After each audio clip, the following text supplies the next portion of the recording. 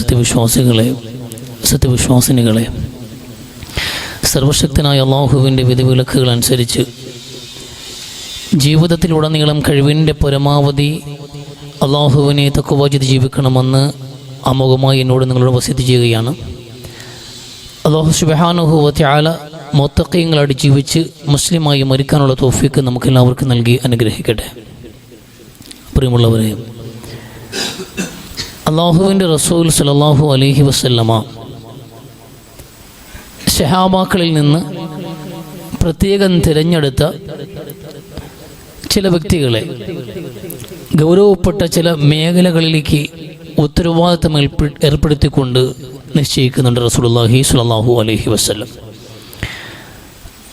ഉത്തരവാദിത്തങ്ങൾ ഏൽപ്പിക്കപ്പെട്ടവരെ പ്രത്യേകം ക്ഷണിതാക്കളായി വിളിച്ചു വരുത്തി റസൂലുള്ളാഹി സ്വല്ലല്ലാഹു അലൈഹി വസല്ലമ തങ്ങൾ അവരുടെ ഉത്തരവാദിത്വത്തിൻ്റെ ഗൗരവ സ്വഭാവത്തെ സൂചിപ്പിച്ചുകൊണ്ട് ഒരു ഉപദേശം കൂടി നൽകിയാണ് അവരെ അയക്കുന്നത്. അങ്ങനെ റസൂലുള്ളാഹി സ്വല്ലല്ലാഹു അലൈഹി വസല്ലമ തങ്ങൾ നടത്തുന്ന ആ ഉപദേശത്തിനുള്ളിൽ പുണ്യ നബി സ്വല്ലല്ലാഹു അലൈഹി വസല്ലമ തങ്ങൾ പറയുകയുണ്ടായി, നിങ്ങൾ ഏറ്റെടുക്കുന്ന ഉത്തരവാദിത്വം അത് കൈകാര്യം ചെയ്യുമ്പോൾ ഒരു മൊട്ടുസൂചിയുടെ അഴിമതിയാണെങ്കിലും നിങ്ങൾ കാണിച്ചാൽ തീർച്ചയായിട്ടും ആ മൊട്ടുസൂചിയുമായിട്ട് അതും ചുമന്നുകൊണ്ട് നിങ്ങൾ പരലോകത്ത് വരേണ്ടി വരും. അതിന് പോലും പടച്ചവൻ്റെ മുമ്പിൽ നിങ്ങൾ സമാധാനം പറയേണ്ടി വരും. നിങ്ങൾ ഏറ്റെടുത്ത ഉത്തരവാദിത്വ മേഖലയിലെ ഒരു മുട്ടുസൂചിയോ അതിനേക്കാൾ ചെറുതോ ആയ ഒരു വീഴ്ചയുടെ കാരണത്താൽ പോലും പരലോകത്ത് വിചാരണ നേരിടേണ്ടി വരും. ഒരുപക്ഷെ നിങ്ങളുടെ പാരത്രിക നഷ്ടത്തിന് പോലും അത് കാരണമായേക്കാം എന്ന് റസൂലുള്ളാഹി സ്വല്ലല്ലാഹു അലൈഹി വസല്ലമ. ഒരു സഹാബി എഴുന്നേറ്റ് എന്ന് പറഞ്ഞു, നബിയെ, എന്നെ ഒഴിവാക്കണം, എന്നെ ഒഴിവാക്കി നൽകണം, എനിക്ക് ഉത്തരവാദിത്വവുമായി മുന്നോട്ട് പോകാൻ ബുദ്ധിമുട്ടുണ്ട് എന്ന് ആ സഹാബി പറയുമ്പോൾ റസൂലുള്ളാഹി സ്വല്ലല്ലാഹു അലൈഹി വസല്ലമ തങ്ങൾ ചോദിച്ചു, എന്താണ് കാരണം? നിങ്ങൾ എന്തുകൊണ്ട് പിന്മാറുന്നു? നിങ്ങൾ എന്തുകൊണ്ടും യോഗ്യനായത് കൊണ്ടാണ് നിങ്ങളെ ഞാൻ ഈ ചുമതല ഏൽപ്പിക്കുന്നത്. പിന്നെ എന്തുകൊണ്ടൊരു പിന്മാറ്റം എന്ന് റസൂല് സ്വല്ലല്ലാഹു അലൈഹി വസല്ലമ തങ്ങൾ ആ മനുഷ്യനോട് ചോദിക്കുമ്പോൾ അദ്ദേഹം പറഞ്ഞു, നബി, അങ്ങ് ഇങ്ങനെ വിശദീകരിക്കുമ്പോൾ എൻ്റെ പരലോകം തുലാസിൽ വെച്ചുകൊണ്ട് ഞാൻ എങ്ങനെയാണ് ഈ ഉത്തരവാദിത്വവുമായി മുന്നോട്ട് പോവുക എന്ന് ആ സ്വഹാബി ഭയപ്പെടുന്നു. ആ ഭയം റസൂലിന് മുമ്പിൽ പങ്കുവെക്കുന്നു. എന്നിട്ട് ഏൽപ്പിക്കപ്പെട്ട ഉത്തരവാദിത്വത്തിൽ നിന്ന് സ്വയം പിന്മാറാൻ ശ്രമിക്കുന്നു. ഇതാണ് അന്ന് റസൂലുള്ളാഹി സ്വല്ലല്ലാഹു അലൈഹി വസല്ലമ തങ്ങൾ ചുമതലകളെക്കുറിച്ചും ഉത്തരവാദിത്തങ്ങളെക്കുറിച്ചും സംസാരിക്കുമ്പോൾ സ്വഹാബത്തിൻ്റെ പ്രതികരണം എന്നുള്ളത്. ഒരു സ്ഥാനം, ഒരു അധികാരം, ഒരു ഉത്തരവാദിത്വം ഏറ്റെടുക്കാൻ വേണ്ടിയിട്ട് തൽപരരായി നിൽക്കുന്നവരാണ് നമ്മൾ ഓരോ മനുഷ്യരും. എങ്ങനെയെങ്കിലും ഒരു സ്ഥാനം ഒപ്പിക്കുക, അധികാരം ഒപ്പിക്കുക, അതിനുവേണ്ടി ഏത് അറ്റം വരെ പോകാനും നമുക്ക് വലിയ ആഗ്രഹമാണ്. രണ്ട് പേരുടെയെങ്കിലും നേതാവായി മാറുക, ചെറിയൊരു സംരംഭത്തിൻ്റെ എങ്കിലും അധികാരിയായി മാറുക, ഒരു ചെറിയ 4 കുറ്റിയടിച്ച് 4 കമ്പടിച്ചൊരു ടാർപ്പയും ഇട്ടിട്ട് പള്ളി എന്ന് പേരിട്ടാൽ അതിൻ്റെ അധികാരം സ്വന്തമാക്കാൻ വേണ്ടി പോലും, ആ പള്ളിയുടെ പ്രസിഡന്റ് എന്നൊരു സ്ഥാനം ഉണ്ടാക്കാൻ വേണ്ടി പോലും പോലീസ് ബന്ധാബിൽ തിരഞ്ഞെടുപ്പ് നടത്തേണ്ട ഒരു സാഹചര്യം സമൂഹത്തിൽ നിലനിൽക്കുന്നുണ്ട് എങ്കിൽ മനുഷ്യൻ എത്രത്തോളം അധികാരത്തെ ഇഷ്ടപ്പെടുന്നു, മനുഷ്യൻ എത്രത്തോളം അധികാരത്തെ മോഹിക്കുന്നുണ്ട് എന്നതാണ് മനസ്സിലാക്കുന്നത്. പക്ഷേ ആ അധികാരം മോഹിക്കുന്ന, അധികാരം താല്പര്യപ്പെടുന്ന, ഉത്തരവാദിത്തങ്ങൾ ആഗ്രഹിച്ച് നടക്കുന്ന ഓരോ മനുഷ്യനും ഗൗരവത്തോടെ മനസ്സിലാക്കേണ്ട ഒരു മേഖലയാണ് പുണ്യ നബി സ്വല്ലല്ലാഹു അലൈഹി വസല്ലം തങ്ങൾ ഇവിടെ സംസാരിക്കുന്നത്. അധികാരം ആരും ഏറ്റെടുക്കണ്ടെന്നോ അതിൽ നിന്ന് മാറി നടക്കണോ എന്ന് പറയാൻ വേണ്ടിയിട്ടല്ല സംസാരിക്കുന്നത്. ഒരു കാരണവശാലും ഒരു ഉത്തരവാദിത്വവും ആരും ഏറ്റെടുക്കരുത്. കഴിവിൻ്റെ പരമാവധി അവനവൻ്റെ കാര്യങ്ങൾ നോക്കി ഉള്ളിൽ ഒതുങ്ങി സ്വാർത്ഥരായി സ്വന്തം കാര്യങ്ങൾ മാത്രം നോക്കി ചുരുങ്ങി ജീവിക്കലാണ് നല്ലത്, അതാണ് സേഫ് എന്ന് പറയാനല്ല ഈ പറയുന്നത്. സ്ഥാനങ്ങളൊക്കെ ഏറ്റെടുക്കേണ്ടി വരും, ഉത്തരവാദിത്തങ്ങൾ ഏറ്റെടുക്കേണ്ടി വരും. എപ്പോഴും നേതൃത്വമില്ലാതെ മുസ്ലിമീങ്ങളെ ഇല്ല. എല്ലാ യഹ്ലുൽ ലിസലാസത്തിൻ ഫീ ബദുവിൻ ഇല്ല അമ്രു അലൈഹിം അഹദുഹും എന്നാണ് റസൂലുള്ളാഹി സ്വല്ലല്ലാഹു അലൈഹി വസല്ലം തങ്ങൾ പറയുന്നത്. ഏതെങ്കിലും ഒരു താഴ്വരയിൽ, ഏതെങ്കിലും ഒരു മലഞ്ചെരുവിൽ, ഒരു ഗ്രാമത്തിൽ 3 പേരേ ഉള്ളൂ എങ്കിൽ 3-ൽ ഒരാൾ നേതാവാകണമെന്നാണ് റസൂലുള്ളാഹി സ്വല്ലല്ലാഹു അലൈഹി വസല്ലം തങ്ങൾ പറയുന്നത്. നേതാവാകണം. ഒരു നേതാവിൻ്റെ കീഴിലാണ് ബാക്കിയുള്ളവർ നിൽക്കേണ്ടത്. അധികാരമുണ്ട്, ഉത്തരവാദിത്വങ്ങളുണ്ട്, അതൊക്കെ ഏറ്റെടുക്കണ്ട എന്നല്ലേ പറഞ്ഞു വരുന്നത്. അതൊക്കെ ആവശ്യമാണ്. അവിടെ പോലും റസൂൽ പറഞ്ഞ പ്രയോഗം കൂടി നോക്കണം. ഇല്ല അമ്രു അലൈഹിം അഹദുഹും, 3 പേരുണ്ടെങ്കിൽ 3-ൽ ഒരാൾ നേതാവാകണം. ആരാ നേതാവാക്കേണ്ടത്, ആരെയെ നേതാവാക്കേണ്ടത് എന്നത് റസൂൽ വ്യക്തമാക്കി പറയുന്നുണ്ട്. ഇല്ല അമ്രു അലൈഹിം അഹദും, ആ 3 പേരും ചേർന്ന് ഒരാളെ ആക്കണമെന്ന്. 3 പേർ ചേരുമ്പോൾ ഒരാളാവില്ല, 3 ആണല്ലോ. അതുകൊണ്ട് 2 പേര് പറയുമല്ലോ. അതിൽ ഭൂരിപക്ഷം പറയുന്നത് ആരെയാണോ അയാൾ ആ ഉത്തരവാദിത്വം ഏറ്റെടുക്കണം, അയാളെ ഏൽപ്പിക്കണം. രണ്ടുപേര് പറയണം ഇന്നയാൾ നിങ്ങൾ ഇതിൻ്റെ നേതാവാകണം, നിങ്ങൾ വേണം നമ്മുടെ മുമ്പിൽ നിന്ന് നയിക്കാൻ എന്ന് പറഞ്ഞാൽ രണ്ടുപേരും പറഞ്ഞു കഴിഞ്ഞാൽ ആ മൂന്നാമനത് ഏറ്റെടുക്കാൻ കൂടി തയ്യാറാകണം, ആ മനസ്സുകൂടി കാണിക്കണം.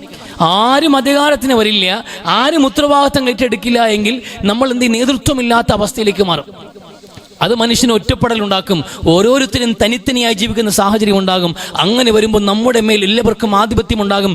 പിശാച് പോലും മനുഷ്യനെ എളുപ്പത്തിൽ പിഴപ്പിക്കും. ഇസ്ലാമികമായ സമൂഹത്തിന്റെ പൊതുവായ ശത്രുക്കൾക്ക് മുസ്ലിമുകളെ വേട്ടയാടൽ എളുപ്പമാകും. റസൂൽ പറയണം, നിങ്ങൾ പിശാച് നിങ്ങളെ കീഴടക്കും, അതുപോലെ നിങ്ങൾ ശത്രുക്കൾ എല്ലാവർക്കും നിങ്ങളുടെ മേൽ മേൽക്കൈമയുണ്ടാകും. അതുകൊണ്ട് ഒറ്റപ്പെട്ട ജീവിതമല്ല വേണ്ടത്, ഒരു നേതൃത്വം ഉണ്ടാകണം, ഏതൊരു വിഷയത്തിലും ഉത്തരവാദിത്തപ്പെട്ടവരുണ്ടാകണം. അത് ജനാധിപത്യ മൂല്യങ്ങൾ കണക്കിലെടുത്തുകൊണ്ട് ജനകീയമായി മാറട്ടെ എന്ന്. For the people by the people എന്ന് പറയും പോലെ റസൂൽ പറഞ്ഞത് ജനങ്ങൾക്ക് വേണ്ടി ജനങ്ങളാൽ. അതാണ് ഒരു തത്വം എന്നുള്ളത്. നീ 3 പേരുണ്ടെങ്കിൽ 2 പേര് പറയും ഇന്ന ആൾ നിങ്ങൾ മതി എന്ന്.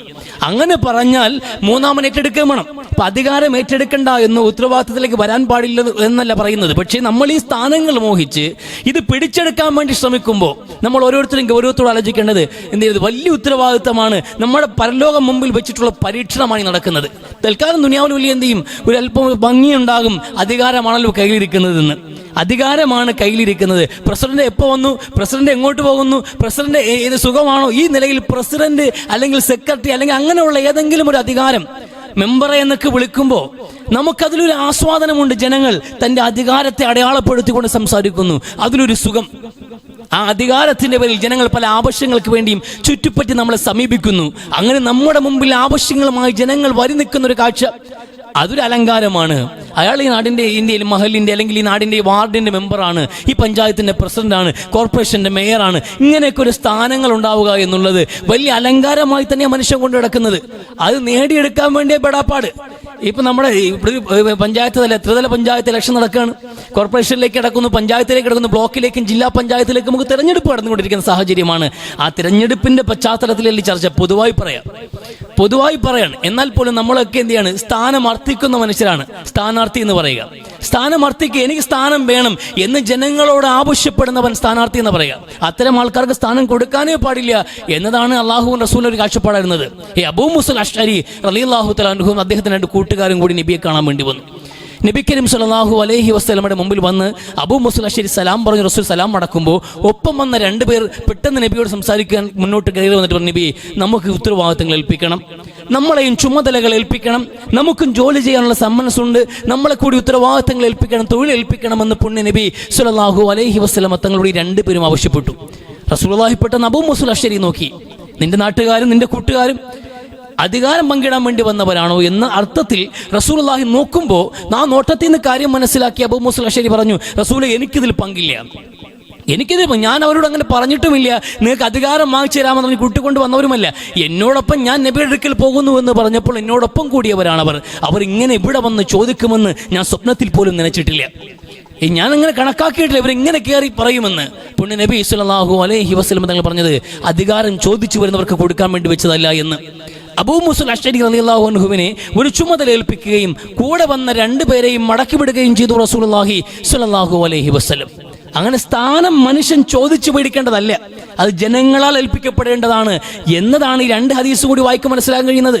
അബ്ദുറഹ്മാൻ സഹാബിയോട് പറഞ്ഞത് ലാ തസ്അലിൽ ഇമാറ, അധികാരം നീ ചോദിക്കാൻ പാടില്ല, ഒരു ചുമതലയും നീ ചോദിച്ചു മേടിക്കാൻ പാടില്ല.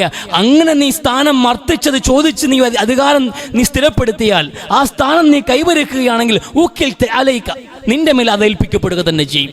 അതിന്റെ സർവ്വ ഉത്തരവാദിത്തങ്ങൾ നിന്റെ മണ്ടയിലായിരിക്കും. ചെറിയ പാളിച്ചയ്ക്ക് പോലും പടച്ചവൻ വ്യക്തമായും സൂക്ഷ്മമായും പരിശോധിക്കുകയും വിചാരണ ചെയ്യുകയും ചെയ്യും. മറിച്ചാണ് നിന്നെ ഏൽപ്പിക്കുകയാണ് ജനങ്ങൾ, വേറെ നിവർത്തിയില്ല. പൊതുജനം നിന്നെയാണ് നേതൃത്വമായി അല്ലെങ്കിൽ ഉത്തരവാദിത്വം ഏൽപ്പിക്കുന്നത്, നിന്നെ അവർ വിശ്വസിക്കുന്നുണ്ട്. അങ്ങനെ ജനങ്ങളുടെ നിർബന്ധിതമായ ഒരു സാഹചര്യത്തിൽ നീ ഏറ്റെടുക്കുകയാണെങ്കിൽ തീർച്ചയായിട്ടും അല്ലാഹുവിന്റെ സഹായം ഉണ്ടാകും.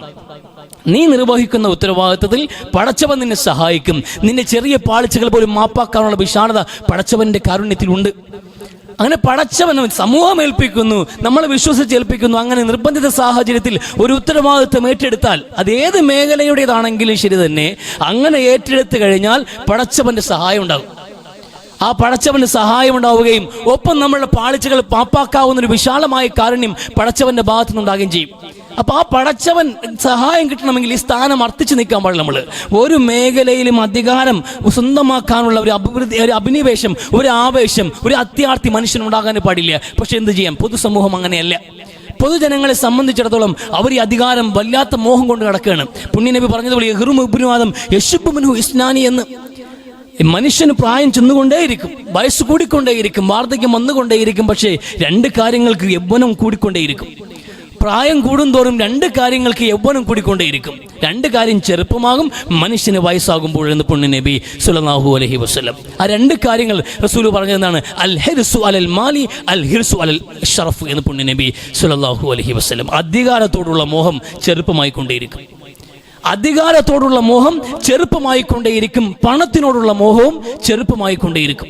പ്രായം കൂടുന്തോറും മനുഷ്യരൊക്കെ പറയുമ്പോൾ പറയാറുണ്ട്, എന്താ പറയാ, ഇനി നമ്മളൊക്കെ കാലം കഴിഞ്ഞല്ലോ, ഇനി നമുക്ക് എന്താണ് പൈസയുടെ ആവശ്യം, ഇനി നമുക്ക് എന്താണ് നാം അധികാരത്തിൻ്റെ ആവശ്യം, അല്ലെങ്കിൽ പ്രായമൊക്കെ കഴിഞ്ഞടേ, നമുക്ക് പ്രായമൊക്കെ കഴിഞ്ഞെന്ന് പറഞ്ഞിട്ട് ആരെങ്കിലും എനിക്ക് പ്രായമൊക്കെ ആയി അതുകൊണ്ട് ഇനി പണത്തിൻ്റെ ആവശ്യമില്ല, അധികാരത്തിൻ്റെ ആവശ്യമില്ല, ഞാനിതാ റിട്ടയർഡ് ആവുകയാണ് എന്ന് പറഞ്ഞ ചരിത്രം നമ്മുടെ മുമ്പിലുണ്ടാവും?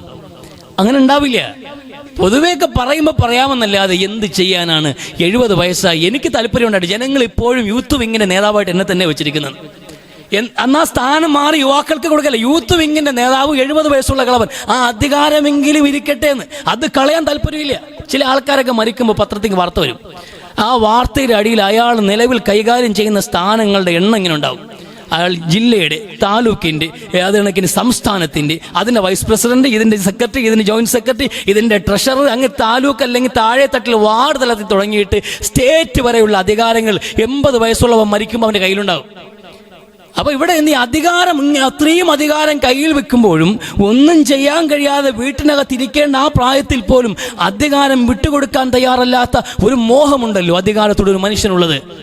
അത് സമൂഹത്തിൽ പൊതുവിൽ ജനങ്ങൾക്കിടയിലുള്ള ഒരു പൊതുവായ സാഹചര്യമാണ് എന്ന് പുണ്യനബി സ്വല്ലല്ലാഹു അലൈഹി വസല്ലം. വലിയ അപകടമുള്ളൊരു സാഹചര്യവുമാണ്. ലോകത്ത് ഏറ്റവും വലിയ അപകടങ്ങൾ നടക്കുന്നത്, ഏറ്റവും വലിയ കൂട്ടക്കുരുതകളും കലാപങ്ങളും സ്ഫോടനങ്ങളും നടക്കുന്നത് എന്തുകൊണ്ടെന്നറിയുമോ? മതങ്ങളുടെ സംഘടനമല്ല. അങ്ങനെ മനുഷ്യൻ തെറ്റിദ്ധരിപ്പിക്കപ്പെട്ടിരിക്കുന്നു. ഈ മതങ്ങളാണ് അപകടം. മതത്തിന്റെ പേരിലാണ് കലാപങ്ങൾ, മതത്തിന്റെ പേരിലാണ് സ്ഫോടനങ്ങൾ, മതത്തിന്റെ പേരിലാണ് ഭീകരവാദങ്ങളും തീവ്രവാദങ്ങളും. അല്ല, മതങ്ങളെയും മനുഷ്യരെയും തമ്മിലെടുപ്പിക്കുമ്പോൾ നേട്ടമുണ്ടാക്കുന്ന കുറുക്കൻ അധികാരികളാണ് എന്നുള്ളതാണ്. ഈ ഇലക്ഷൻ വരുമ്പോഴൊക്കെ ഒരു സ്ഫോടനം ഉണ്ടാവണം, ഇലക്ഷന് മുമ്പ് ഒരു പൊട്ടിത്തെറി ഉണ്ടാകണം.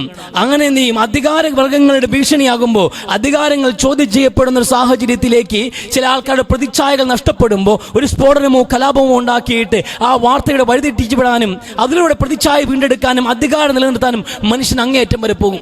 അധികാരത്തിന് വേണ്ടിയാണ് ലോകത്ത് ഏറ്റവും കൂടുതൽ പാവപ്പെട്ട ജനങ്ങൾ കൊല്ലപ്പെട്ടിട്ടുള്ളത്. ഏറ്റവും കൂടുതൽ വ്യക്തികൾക്ക് അധികാരങ്ങൾ നിലനിൽക്കാൻ വേണ്ടിയിട്ട്. അതാ റസൂല് പറഞ്ഞത്,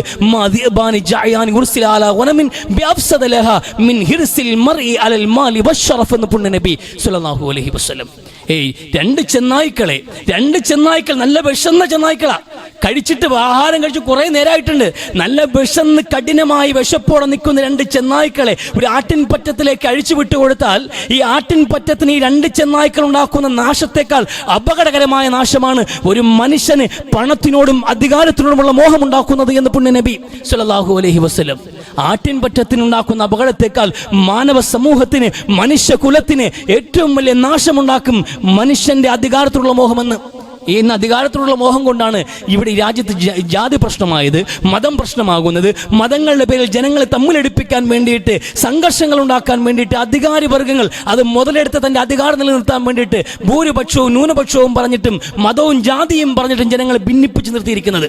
ഏത് സമയത്തും ജനങ്ങൾ കൂട്ടത്തല്ലായി, കൂട്ടയടിയായി, വെട്ടിയും കുത്തിയും മരിക്കുമ്പോൾ അധികാരികൾ ഊറിച്ചിരിച്ചുകൊണ്ട് ആ കസേരകൾ ബലപ്പിച്ചിരിക്കും. ഇതാണ് അപകടമെന്നുള്ളത്. ഈ അധികാരമോഹം അത് അപകടമാണ് എന്ന് പുണ്യനബി സ്വല്ലല്ലാഹു അലൈഹി വസല്ലം പാടില്ല എന്ന്. അത്തരം ഒരു മോഹം നിങ്ങൾ വെക്കാൻ പാടില്ല. അത് പാടില്ല. ഉത്തരവാദിത്തങ്ങൾ ഏൽക്കാൻ വേണ്ടി പോലും മുന്നോട്ട് വരുന്നവരെ നിരുത്സാഹപ്പെടുത്തിയിട്ടുണ്ട് പുണ്യനബി സ്വല്ലല്ലാഹു അലൈഹി വസല്ലമ. അതാ വേണ്ടത്. നമ്മളെ സംബന്ധിച്ചിടത്തോളം അധികാരം ഒരു മോഹമാകാൻ പാടില്ല, താല്പര്യമാകാനും പാടില്ല. അതിനു വേണ്ടിയിട്ട് ഒരു പള്ളിയുടെ തിരഞ്ഞെടുപ്പ്, ഞാൻ പറഞ്ഞല്ലോ, ഒരു പള്ളിയുടെ ഇലക്ഷൻ നടക്കുമ്പോൾ, ഒരു കമ്മിറ്റിയുടെ ഇലക്ഷൻ നടക്കുമ്പോൾ പോലീസിന്റെ ബന്ധാവ് വേണം. എത്ര മഹല്ലുകളെന്ന് പറയുമ്പോൾ ഇപ്പോഴും തമ്മിലടി നടക്കുന്നത്. നിരന്തരമായി മഹല്ല് കമ്മിറ്റിക്കാർ തമ്മിലടിയാണ്. പലതും കേസുകളാണ്. പലതും കേസ് കിടക്കുകയാണ്. എന്തിനു വേണ്ടിയാണ്? പള്ളിയുടെ ഈ തൂണുള്ള ചുവരുള്ള ഒരു കെട്ടിടം, ആ കെട്ടിടത്തിന്റെ അധികാരം പിടിക്കാൻ വേണ്ടിയിട്ട് അള്ളാഹുവിന്റെ ഭവനമെന്ന്, ദീൻ നടക്കുന്ന സ്ഥലമെന്ന്, ആരാധനയും ഭക്തിയുമുള്ള സ്ഥലമെന്ന്, പടച്ചവന്റെ മുമ്പിൽ വിനയത്തോടെ സുജൂദ് എടുക്കുന്ന സ്ഥലമെന്ന് അങ്ങനെയൊക്കെ പറയുന്ന പള്ളിയുടെ അധികാരം പിടിക്കാൻ വേണ്ടി മനുഷ്യർ തമ്മിലടിക്കുന്നു. വിട്ടുവീഴ്ചയില്ലാത്ത പോരാട്ടങ്ങൾ പള്ളിക്ക് വേണ്ടിയിട്ട്, അധികാരം പിടിക്കാൻ വേണ്ടിയിട്ട്. അത് ഇലക്ഷൻ നടത്താൻ വേണ്ടി പിന്നെ പോലീസ് വരണം, വഖഫ് ബോർഡിൽ നിന്ന് ആള് വരണം. അങ്ങനെ നമ്മുടെ ആരാധനാലയങ്ങളുടെ വിഷയത്തിൽ പോലും ഇത്രയും വലിയൊരു കലുഷിതമായ സാഹചര്യം ഉണ്ടെങ്കിൽ അധികാരം മനുഷ്യനെ മയക്കുന്നൊരു കറുപ്പല്ലേ? അതും അല്ലാത്തൊരു അവസ്ഥയായി പോയില്ലേ? എന്ത് കിട്ടാനാണ്? ഒരു പള്ളി കമ്മിറ്റിയുടെ പ്രസിഡന്റ് എന്ന് പറഞ്ഞാൽ എന്ത് പ്രിവിലേജ് ആണുള്ളത്? അത് കൊണ്ടുപോയിട്ട് എന്ത് സാധിക്കാനുള്ളത്? ഒന്നുമില്ല. ആ മഹലിനകത്ത് പറയാം, കൂടി വന്നാൽ ആദ്യം ആ നാട്ടിൽ മരിപ്പ് നടക്കുമ്പോൾ നീ അറിയുമായിരിക്കും, അല്ലെങ്കിൽ ആ നാട്ടിൽ വിവാഹം നടക്കുമ്പോൾ നിന്നോട് ആലോചിക്കുമായിരിക്കും. അതിനുമപ്പുറത്തേക്ക് പ്രസിഡന്റ് എന്ന പദവി കൊണ്ട് എന്താണ് നേടാനുള്ളത്? സെക്രട്ടറി എന്ന പദവി കൊണ്ട് എന്താണ് നേടാനുള്ളത്? ഒന്നുമില്ല. പക്ഷെ ആ പദവിയോടുള്ള മോഹം. ശമ്പളം ഉണ്ടോ ഇവർക്ക് ശമ്പളം ഉണ്ടോ? മറ്റേതെങ്കിലും ബോണസ് ഉണ്ടോ? ഒന്നുമില്ല. മറ്റു മേഖലയിൽ നോക്കുമ്പോൾ അധികാരങ്ങൾക്ക് ശമ്പളങ്ങളുണ്ട്, ഉത്തരവാദിത്തങ്ങൾക്ക് ശമ്പളമുണ്ട്. സേവനത്തിനും അപ്പുറത്ത് ഉപജീവനം കൂടി തുറന്നു വെക്കുമ്പോൾ പള്ളി കമ്മിറ്റിക്ക് അങ്ങനെ ഇല്ല. വെറും സേവനം മാത്രമായി നിൽക്കുന്ന ആ മേഖലയിൽ പോലും ഈ കടിപിടി ഉണ്ടാക്കുമ്പോൾ സ്ഥാനം മനുഷ്യൻ എത്രത്തോളം കീഴടക്കിയിരിക്കുന്നു, അധികാരമോഹം മനുഷ്യൻ എത്രത്തോളം ഭ്രമിപ്പിച്ചിരിക്കുന്നു ആലോചിക്കണം. ഇത് വലിയൊരു ഭ്രമമാണ്. അത് പാടില്ലെന്ന്, ഒരിക്കലും പാടില്ല. അധികാരമോഹമല്ല, അത് വിശ്വാസിയുടെ ഗുണമല്ല. സഹാബത്തിന്റെ കൂട്ടത്തില് ഖാലിദ് ഇബ്നു സഈദ് എന്ന സഹാബിയുണ്ട്. ഖാലിദ് ഇബ്നു വലീദ് അല്ല, ആ പേര് നമുക്ക് എല്ലാവർക്കും അറിയാവുന്ന പേരും പ്രമുഖ സഹാബിയാണ്. അതുപോലെ തന്നെ പ്രാധാന്യമുള്ള ഇസ്ലാമിൽ ആറാമനായി കടന്നു വന്ന ഖാലിദ് ഇബ്നു സഈദ് എന്ന സഹാബി. അദ്ദേഹത്തിനെ സംബന്ധിച്ചിടത്തോളം റസൂലിന് വിശ്വസ്തനായ വ്യക്തിയാണ്. റസൂലിന്റെ ജീവിതകാലത്ത് ഗവർണർ പോസ്റ്റിംഗിലേക്ക് അദ്ദേഹം സേവനമനുഷ്ഠിച്ചിട്ടുള്ള വ്യക്തിയുമാണ്. പക്ഷേ ഈ റസൂലിന് ശേഷം ഖലീഫയായി അബൂബക്കർ സിദ്ദീഖ് റളിയല്ലാഹു അൻഹു രംഗപ്രവേശനം ചെയ്യുമ്പോൾ അദ്ദേഹവുമായി ബൈഅത്ത് ചെയ്യാൻ മടിച്ചു നിന്നവരിൽ ഒരാളാണ് അദ്ദേഹം. കാരണം അദ്ദേഹത്തെ സംബന്ധിച്ചോളം അദ്ദേഹത്തിന്റെ നിലപാട്, വ്യക്തിപരമായ അഭിപ്രായം, ഖുറൈശികളിൽ നിന്നായിരിക്കണം ഒരു ഖലീഫ വരേണ്ടിയിരുന്നത് എന്നാണ്, പ്രവാചകന്റെ പകരക്കാരൻ. അങ്ങനെ അഭിപ്രായമുള്ള നിരവധി ആൾക്കാരെന്നുണ്ടായിരുന്നു. ആ കൂട്ടത്തിൽ പ്രമുഖനായ ഒരു സഹാബിയാണ് ഈ ഖാലിദ് ഇബ്നു സഈദ് റളിയല്ലാഹു തആല അൻഹു. പക്ഷെ വലിയ പ്രതിബന്ധങ്ങൾ കടന്നു വന്ന വ്യക്തിയാണ്. അദ്ദേഹത്തിന്റെ ദുത്താജ് എന്നറിയപ്പെടുന്ന അദ്ദേഹത്തിന്റെ വാപ്പയുടെ എതിർപ്പുകൾ അവഗണിച്ചുകൊണ്ട് ഇസ്ലാമിലേക്ക് വന്ന വ്യക്തിയാണ്. അദ്ദേഹത്തിന്റെ വാപ്പ എന്ന് പറയുമ്പോൾ ആ നാട്ടിലെ ദുത്താജ്, കിരീടക്കാരൻ എന്നറിയപ്പെടുക. കിരീടക്കാരൻ, അയാളെപ്പോലെ തലപ്പാവ് ആരും കെട്ടാൻ പോലും പാടില്ല. അലിഖിതമായ ഒരു നിയമമുണ്ടായിരുന്നു അറേബ്യയിൽ. ദുത്താജ് എന്ന് പറയുന്ന ഈ മനുഷ്യന്റെ വാപ്പ സഈദ് എന്ന മനുഷ്യന്റെ തലപ്പാവ് പോലത്തെ തലപ്പാവ്, ആ കളറിന്റെ തലപ്പാവ് പോലും ആരും അണിയാൻ പാടില്ല എന്ന് അത്രയും രാജകീയമായി അറേബ്യൻ നാട്ടിൽ ജീവിച്ചൊരു മനുഷ്യൻ, കിരീടക്കാരൻ എന്നറിയപ്പെടുന്ന വ്യക്തിയുടെ മകനാണ്. പക്ഷെ ബാപ്പയുടെ ക്രൂരമായ പീഡനങ്ങൾ സഹിച്ചും ഇസ്ലാമിലേക്ക് വന്ന ആറാമൻ ആ സഹാബി പക്ഷേ ബൈഅത്ത് ചെയ്യാൻ വൈകി. പക്ഷെ പിന്നീട് എന്ത് ചെയ്തു? കാര്യങ്ങൾക്ക് ബോധ്യപ്പെട്ടു. അബൂബക്കർ സിദ്ദീഖ് റളിയല്ലാഹു അൻഹു ഖിലാഫത്തിന്റെ ആ മികവ് മനസ്സിലാക്കി അദ്ദേഹത്തെ വന്ന് ബൈഅത്ത് ചെയ്തു. അദ്ദേഹവുമായി നല്ല ശൈലിയിൽ മുസ്ലിമായി മുന്നോട്ട് പോയിക്കൊണ്ടിരുന്നു. ഷാമിലേക്ക് സൈനികരെ അയക്കാൻ വേണ്ടി അബൂബക്കർ സിദ്ദീഖ് റളിയല്ലാഹു അൻഹു തീരുമാനിച്ചു. ആ സൈനിക നേതൃസ്ഥാനത്തിലേക്ക് ഈ മനുഷ്യനാണ് ഏറ്റവും യോഗ്യനെന്ന് മനസ്സിലാക്കി അബൂബക്കർ സിദ്ദീഖ് റളിയല്ലാഹു അൻഹു ഖാലിദ് ഇബ്നു സഈദിനെ വിളിച്ചു. വ്യക്തിപരമായി സംസാരിക്കാൻ വേണ്ടി വിളിച്ചിട്ട്, ഈ സൈനിക നേതൃത്വം നിങ്ങൾ ഏറ്റെടുക്കണം, ഞാൻ നിങ്ങളെ ഏൽപ്പിക്കാണ്, നിങ്ങൾ എന്തുകൊണ്ടും യോഗ്യനാണ്. കാരണം അബൂബക്കർ സിദ്ദീഖ് റളിയല്ലാഹു അൻഹുവിന്റെയും വ്യക്തിപരമായി തന്നെ വലിയ ബന്ധമാണ്. അതിലേറെ ഇസ്ലാമികമായ ആ മനുഷ്യൻ പുലർത്തുന്ന സൂക്ഷ്മതയും ജീവിതവും ഒക്കെ എല്ലാവർക്കും പാഠപുസ്തകം പോലെ വ്യക്തമാണ്, എല്ലാവർക്കും അറിയാവുന്ന വ്യക്തിയാണ്. അതുകൊണ്ട് തന്നെ ആ മനുഷ്യനെ ഏൽപ്പിക്കുന്നതിൽ ഒരു തടസ്സമില്ല. അദ്ദേഹത്തിനെ വിളിച്ചു വരുത്തി ഉത്തരവാദിത്തം ഏൽപ്പിച്ചു. അദ്ദേഹം പറഞ്ഞു, ഓക്കെ, ഞാൻ ഏറ്റു. നാളെയാണ് സൈന്യം പുറപ്പെടേണ്ടത്, നാളെ സായാഹ്നത്തോട് പുറപ്പെടണം, അപ്പം നിങ്ങൾ ബാക്കി കാര്യങ്ങളൊക്കെ എന്ത് ചെയ്യും, പ്രിപ്പയർഡ് ആവുക എന്ന് പറഞ്ഞ് ഈ മനുഷ്യനെ പറഞ്ഞു വിട്ടു. പക്ഷെ അതിനുശേഷം ഉമർ ബിൻ ഖത്താബ് റളിയല്ലാഹു അൻഹു വന്നിട്ട് അബൂബക്കർ സിദ്ദീഖ് റളിയല്ലാഹു അൻഹുവിന്റെ ഈ തീരുമാനത്തെ ചോദ്യം ചെയ്തു. എന്തുകൊണ്ട്? കാരണം മുഖ്യ ഉപദേഷ്ടാവ് കൂടിയായ ഉമർ ബിൻ ഖത്താബ് റളിയല്ലാഹു അൻഹു പറഞ്ഞു, അത് പാടില്ല, ഇതൊരു നയതന്ത്ര വീഴ്ചയായി പോകില്ലേ? നിങ്ങൾ എന്തുകൊണ്ട്? കാരണം നിങ്ങൾ ഖലീഫയായി പ്രഖ്യാപിക്കപ്പെടുമ്പോൾ ഇവിടെ പൊതുജനങ്ങൾ എല്ലാവരും നിങ്ങളെ ബൈഅത്ത് ചെയ്യുമ്പോൾ ആ ബൈഅത്തിൽ നിന്ന് മാറി നിന്നൊരു വ്യക്തിയെ നിങ്ങൾ സൈന്യാധിപനായി മുമ്പിൽ നിർത്തുമ്പോൾ പിറകിലുള്ളവരുടെ വീര്യം പോയേക്കാം. ഈ മനുഷ്യൻ വിശ്വാസ്യത എന്ത് ചെയ്യും? ജനങ്ങൾക്ക് ആർക്കെങ്കിലും തെല്ല് നഷ്ടപ്പെട്ടു പോയിട്ടുണ്ടെങ്കിൽ അത് ബുദ്ധിമുട്ടായേക്കാം. അങ്ങനെ പലതരത്തിലുള്ള ചോദ്യങ്ങൾ ഇദ്ദേഹം മുന്നോട്ട് വെച്ചു. ഒട്ടനവധി വിഷയങ്ങൾ ചോദിച്ചു. അപ്പോൾ ഇന്ന പ്രശ്നങ്ങൾ ഉള്ളത് കൊണ്ട് ഈ മനുഷ്യനെ അധികാരത്തിൽ നിലനിർത്തുന്നത് അബദ്ധമാണ്, തിരുത്തണമെന്ന് പറഞ്ഞു. അബൂബക്കർ സിദ്ദീഖ് റളിയല്ലാഹു അൻഹുവിനെ സംബന്ധിച്ചിടത്തോളം വലിയ ഗൗരവപ്പെട്ടൊരു ഉത്തരവാദിത്തം, അധികാരമാണതൊരു. ആ അധികാരം ഏൽപ്പിച്ച വ്യക്തിയോട് ഇനി നിങ്ങൾക്കിതില്ല എന്ന് പറയാനുള്ള ഒരു വിഷമം ഉണ്ടായിരുന്നു. പക്ഷെ ഉമറിന്റെ അഭിപ്രായം വളരെ നല്ല അഭിപ്രായവുമാണ്, സ്വീകരിക്കാതിരിക്കാൻ നിർവാഹമില്ല. ആ അഭിപ്രായം സ്വീകരിച്ചിട്ട് അദ്ദേഹത്തിന്റെ വീട്ടിൽ അങ്ങോട്ട് പോയി. ഈ മനുഷ്യൻ്റെ വീട്ടിലേക്ക് കടന്നു ചെന്നിട്ട് ഖാലിദ് ബിൻ സഈദിനോട് പറയാണ്, നിങ്ങൾ എന്നോട് ക്ഷമിക്കണം, ഞങ്ങൾ എടുത്തൊരു തീരുമാനത്തിൽ ചില ആശങ്കകളുണ്ട്, ചില ചോദ്യങ്ങൾ വന്നു, ചില അഭിപ്രായങ്ങൾ വന്നിട്ടുണ്ട്, അതുകൊണ്ട് തൽക്കാലം നിങ്ങളെ ഞാൻ ആ പോസ്റ്റിൽ നിന്ന് ഒഴിവാക്കണമെന്ന്. അത് വലിയ വിഷമത്തോടെയാണ് പറഞ്ഞത്. എനിക്ക് സങ്കടമുള്ളൊരു കാര്യമാണ് പറയുന്നത്. അദ്ദേഹം പറഞ്ഞത്, നിങ്ങൾ ഇന്നലെ ഇത് ഏൽപ്പിച്ചപ്പോൾ എനിക്ക് സന്തോഷം തോന്നിയിട്ടില്ല, ഇന്ന് നിങ്ങൾ എന്നെ ഒഴിവാക്കിയപ്പോൾ എനിക്ക് സങ്കടവും തോന്നിയിട്ടില്ല. എനിക്ക് ഈ അധികാരം നിങ്ങളൊരു ഉത്തരവാദിത്വം ഏൽപ്പിച്ചു, അത് ഞാൻ അമീർ മുഅ്മിനീൻ എന്ന നിലയിൽ, വിശ്വാസികളുടെ നായകൻ ഏൽപ്പിച്ച ഉത്തരവാദിത്വം എന്ന നിലയിൽ ഏറ്റെടുത്തു എന്നതിനപ്പുറത്തേക്ക് നിങ്ങൾ ഇന്നലെ അത് ഏൽപ്പിക്കുമ്പോൾ ഞാനാണല്ലോ സൈനികൻ, എനിക്ക് സൈന്യാധിപ സ്ഥാനം കിട്ടി എന്നൊരു മോഹവും സന്തോഷവും എനിക്ക് ഉണ്ടായിട്ടില്ല, അത് എടുത്തു മാറ്റിയപ്പോൾ ദുഃഖം ഉണ്ടായിട്ടില്ല എന്ന് അദ്ദേഹത്തിൻ്റെ മറുപടി. അതാണ് മുസ്ലിം. അധികാരം മോഹിപ്പിക്കില്ല, ഏൽപ്പിക്കുമ്പോൾ ഉത്തരവാദിത്തം ഏറ്റവും നന്നായി ചെയ്യും. മാറി നിൽക്കാൻ പറഞ്ഞാൽ ഒരു വൈമനസ്യവും ഇല്ലാതെ മാറി നിൽക്കുകയും ചെയ്യും. അതാണ് നല്ല മനുഷ്യൻ. അല്ലാതെ കടിപ്പിടി കൂടി അധികാരത്തിൽ നിൽക്കുന്നവനല്ല. അല്ലാഹുവിൻ റസൂൽ പറഞ്ഞല്ലോ, പ്രാർത്ഥനയ്ക്ക് ഉത്തരമുള്ള 3 കൂട്ടർ ഒരു കൂട്ടർ ഇമാമുൻ ആദിൽ, നീതിമാനായ നേതാവാണെന്ന്.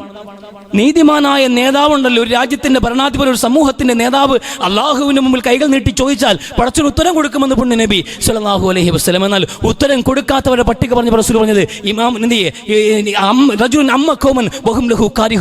ജനങ്ങൾ വെറുക്കുമ്പോൾ, ജനങ്ങൾക്ക് അതൃപ്തനായിരിക്കുമ്പോൾ, ജനങ്ങൾക്ക് താല്പര്യമില്ലാതിരിക്കുമ്പോൾ, ജനങ്ങളുടെ നേതാവായി സ്ഥാനം കൈവഹിക്കുന്ന മനുഷ്യനുണ്ടല്ലോ, അവന്റെ പ്രാർത്ഥനയ്ക്ക് ഉത്തരമില്ല എന്നും പുണ്യ നബി സല്ലല്ലാഹു അലൈഹി വസല്ലം. ജനങ്ങൾ വെറുക്കാണ്. ജനങ്ങൾക്ക് താല്പര്യമില്ലാതിരിക്കുമ്പോഴും അധികാരത്തിൽ തുടരണമെന്ന് മോഹിക്കുന്ന മനുഷ്യൻ, ആ അധികാരവും വെച്ചുകൊണ്ട് മുന്നോട്ട് പോകുന്ന മനുഷ്യൻ, അവന്റെ പ്രാർത്ഥനയ്ക്ക് ഉത്തരമുണ്ടാവില്ല എന്ന് പുണ്യ നബി സല്ലല്ലാഹു അലൈഹി വസല്ലം. ഗൗരവമുള്ള വിഷയമാണ്. എങ്ങനെയെങ്കിലും ചവിട്ടിപ്പിടിച്ച് അധികാരം ഉണ്ടാക്കണം എന്ന ശ്രമം ഒരിക്കലും പാടില്ല. അങ്ങനെ ആഗ്രഹിക്കാനേ പാടില്ല. അതിനൊരിക്കലും പ്രോത്സാഹിപ്പിച്ചിട്ടില്ല. പുണ്യനബിയുടെ മുമ്പിലേക്ക് വന്നു അബൂദർ ഗഫാരി റളിയല്ലാഹു അൻഹു അല്ലാഹുവിന്റെ റസൂലിനോട് ചോദിക്കാണ്, അല്ലാഹുവിന്റെ റസൂൽ എല്ലാവർക്കും ഉത്തരവാദിത്തങ്ങൾ ഏൽപ്പിക്കപ്പെട്ടു. പഴയകാല സഹാബാക്കൾക്ക് ഒരുപാട് ഉത്തരവാദിത്തങ്ങൾ, ചുമതലകൾ, എനിക്ക് മാത്രം ഉത്തരവാദിത്തങ്ങളൊന്നുമില്ലേ എന്ന്, എന്നെ ഒന്നും ഏൽപ്പിക്കുന്നില്ലേ എന്ന്, എന്നെയും കൂടി ഉത്തരവാദിത്തങ്ങൾ ഏൽപ്പിക്കണം, എനിക്ക് കൂടി ജോലി നൽകണം, അധികാരം നൽകണമെന്ന് അബൂദർ ഗഫാരി പറയുമ്പോൾ, നീ ഒരു ദുർബലനായ മനുഷ്യനാണ്, നീ ഒരു ശുദ്ധനാണ് അബൂദറെ, നിനക്കത് വേണ്ട, നിനക്കത് വേണ്ട. ഇന്നഹ അമാന, തീർച്ചയായിട്ടും വലിയൊരു ഉത്തരവാദിത്തമാണ് അധികാരം എന്നുള്ളത്. ചുമതലകൾ എന്ന് പറയുമ്പോൾ വലിയ ഉത്തരവാദിത്തമാണ്. നീ ദുർബലനായ ശുദ്ധനായ ഒരു മനുഷ്യനാണ്, നിനക്കതിൽ പാകപ്പിഴകൾ സംഭവിച്ചേക്കാം. ഉത്തരവാദിത്തങ്ങൾ ഏറ്റെടുക്കുമ്പോഴത്തേക്കും ഇതിനകത്ത് ഒരുപാട് ചതികളും കളികളും ഒക്കെ ഉണ്ടാകും. നമ്മുടെ മുമ്പിൽ വരുന്നതായിരിക്കില്ല പുറകിലുണ്ടാവുക. എളുത്തതെല്ലാം പാല് എന്ന് വിശ്വസിക്കുന്ന സാധാരണക്കാരനെ പറഞ്ഞിട്ടുള്ളതല്ല ഒരിക്കലും അധികാരം എന്നുള്ളത്. മുമ്പിൽ വന്ന് ആൾക്കാർ എന്ത് പറഞ്ഞാലും അതൊക്കെ സത്യമാണ് എന്ന് മനസ്സിലാക്കുന്നവനല്ല. നാണയത്തിന്റെ മറുവശം എന്ന പോലെ ആ പറയുന്നവന്റെ മുഖം മറച്ച കാര്യങ്ങൾ കൂടി മനസ്സിലാക്കാനുള്ള വിവേകവും സൂക്ഷ്മബുദ്ധിയുമുള്ള മനുഷ്യർക്കാണ് അധികാരം പറഞ്ഞിട്ടുള്ളത്. നീ ഒരു ശുദ്ധനാണ്, ആരെങ്കിലും വന്ന് കരഞ്ഞ് കള്ളക്കഥ പറഞ്ഞാലും നീ വിശ്വസിച്ചു പോകും, നീ ബൈത്തുൽ മാലെടുത്ത് അവന് കൊടുത്തു പോകും, അത് അബദ്ധമായി തീരും.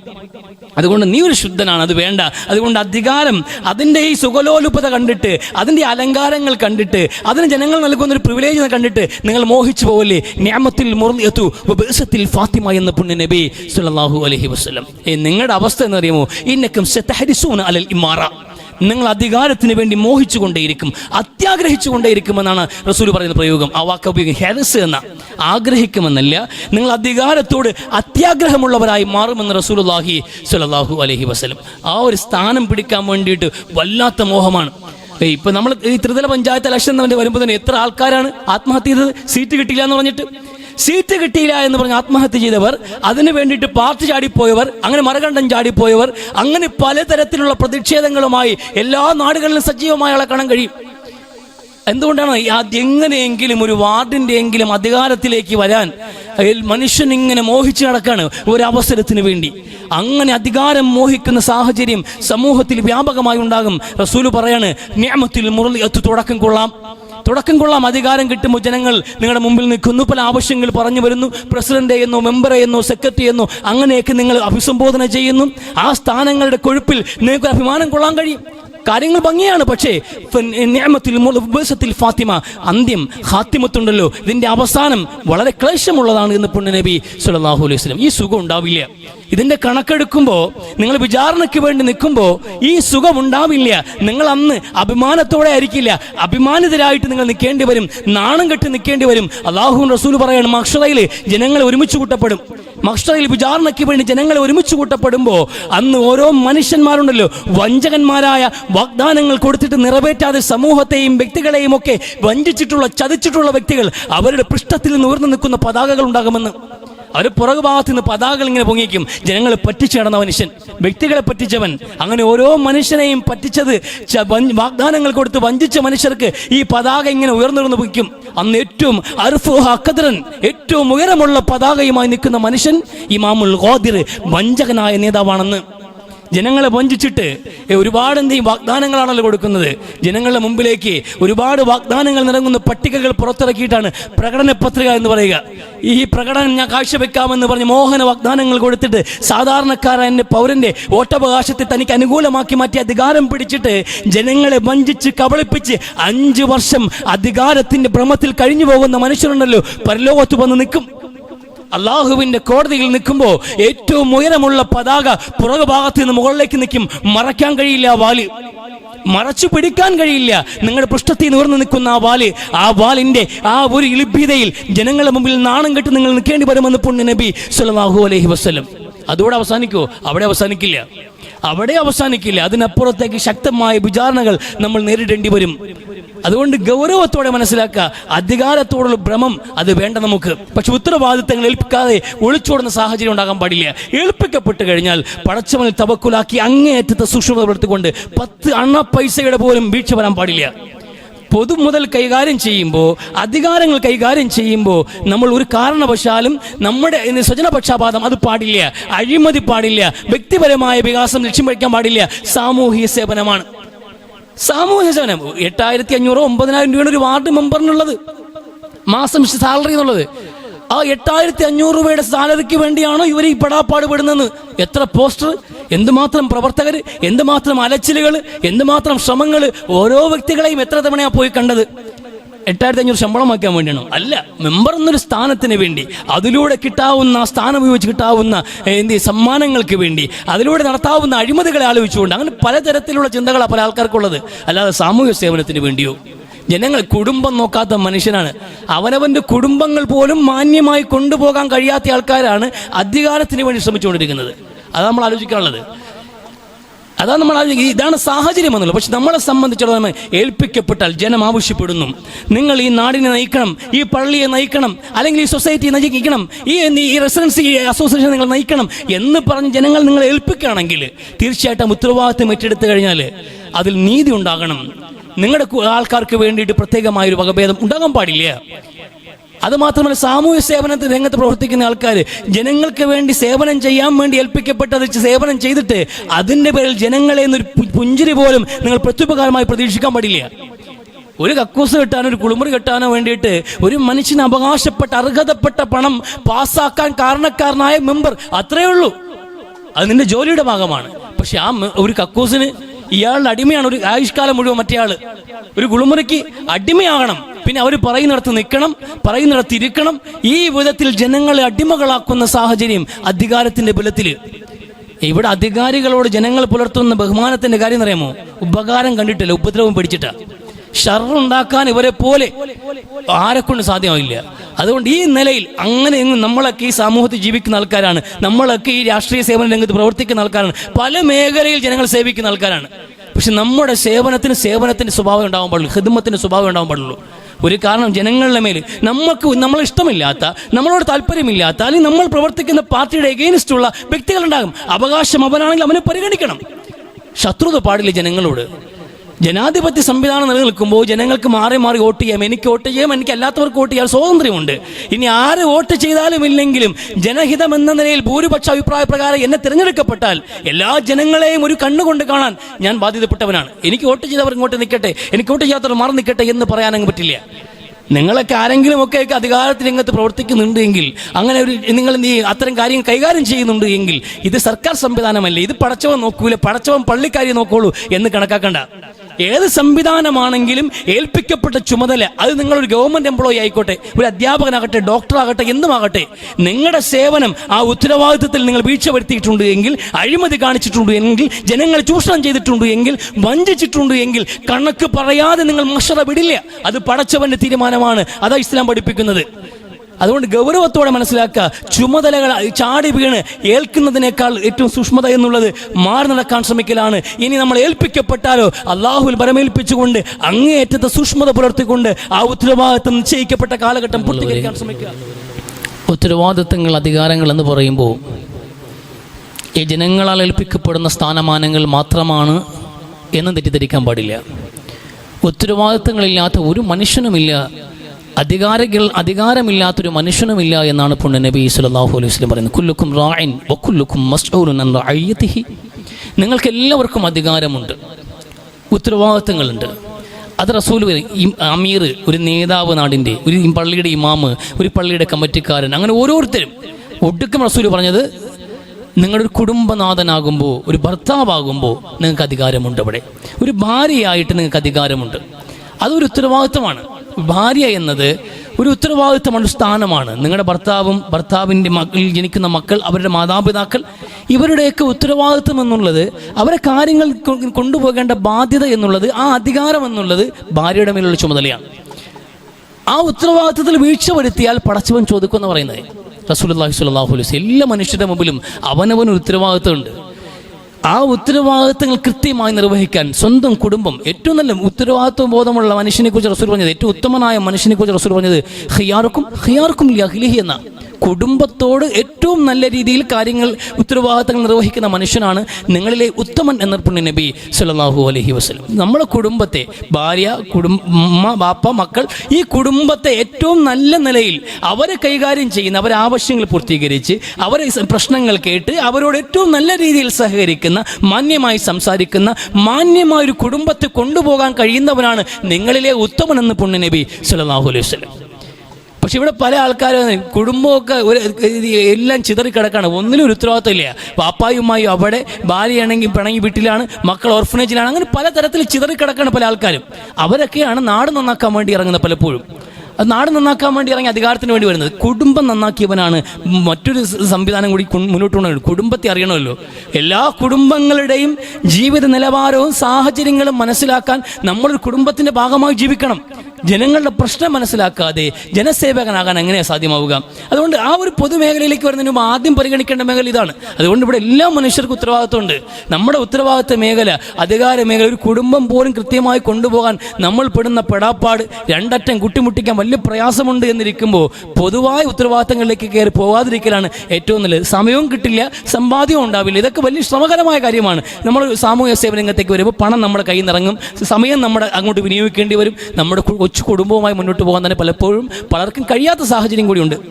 എന്തായാലും നമ്മുടെ ഉത്തരവാദിത്തങ്ങൾ എന്നുള്ളത് അധികാര മേഖലയിൽ മാത്രം ചുരുങ്ങുന്നതല്ല, കുടുംബത്തിലേക്ക് വരെ വ്യാപിക്കുന്നുണ്ട് എന്ന് പുണ്യ നബി സല്ലല്ലാഹു അലൈഹി വസല്ലം.